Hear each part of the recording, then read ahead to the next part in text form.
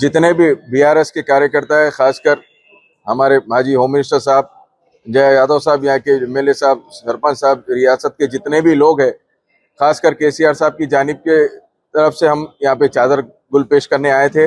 और यहाँ आने के बाद इतनी चीजें मालूम हो रही है, यहाँ की जितने भी डेवलपमेंट है, यहाँ के हर दुकानदार से या जितने फैमिलीज कारोबार कर रहे हैं, भले ही वो छोटे कारोबारी हों दो या बड़े कारोबारी होने दो, उन सबसे आप रुका के पूछ सकते हैं कि ये डेवलपमेंट करे सिर्फ और सिर्फ केसीआर साहब की हुकूमत में हुई।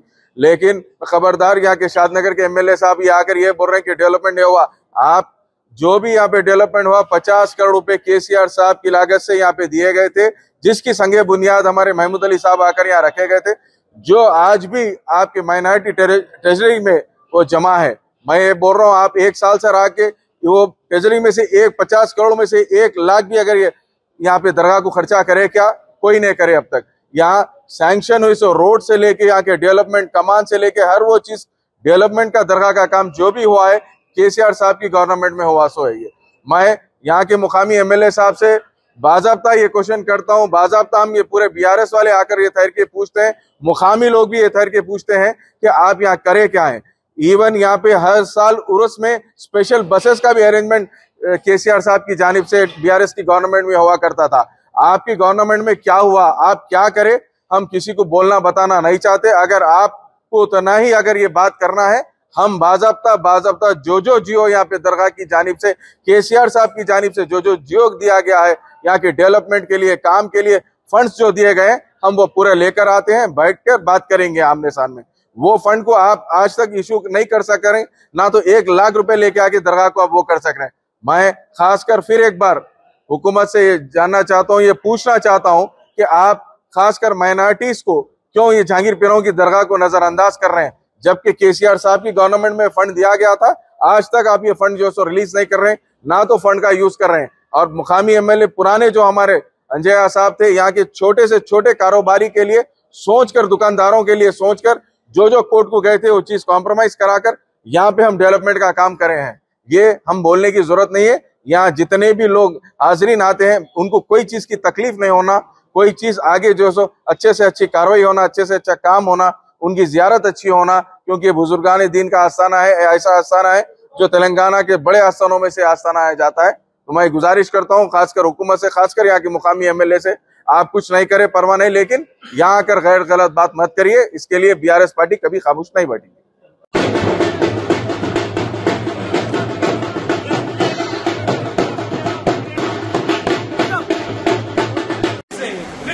करने की उन्हें ताकत और हिम्मत अता फरमा, तमाम मुश्किलात में आसानियां अता फरमा।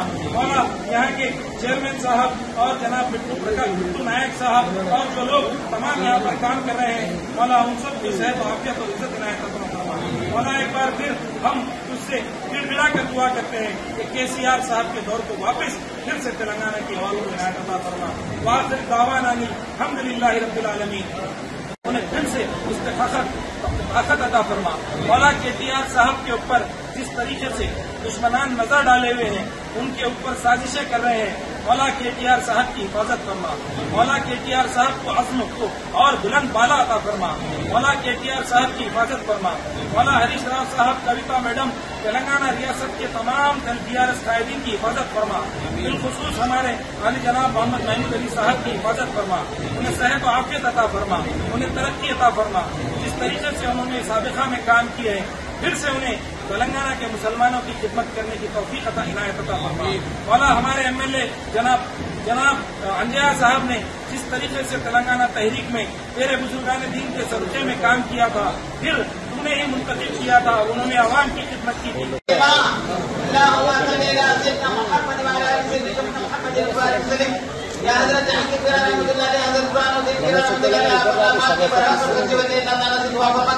हमारे तेलंगाना के साबिका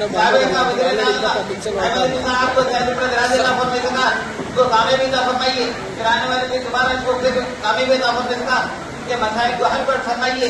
हमारे साबिका तेलंगाना स्टेट बोर्ड के सदस्य शेख मसीहुल्लाह खान साहब को भी शायद राजी था फरमाइए, कामयाबी था फरमाइएगा। हमारे साबिका एमएलए साहब अंजय यादव साहब को भी शायद राजी था फरमाइए, कामयाबी था फरमाइएगा। फिर इनको आवाम के लिए काम करे सका। रमजान बोले तो हलीम याद आती, और हलीम बोले तो याद आता है हैदराबाद।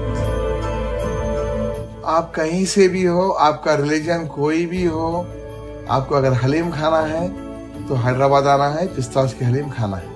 हलीम की लगाने की वजह यह है, नुमाइश में जो है अमेरिका और लंदन, जर्मनी, जितने भी जो बाहर के यूरोपियन कंट्रीज के लोग हैं, क्योंकि सर्दी बहुत ज्यादा होती तो सर्दी के अंदर छुट्टी लेके यहाँ पर आते इंडिया को। तो हलीम चाहिए था, तो हलीम हम शुरू कर दी।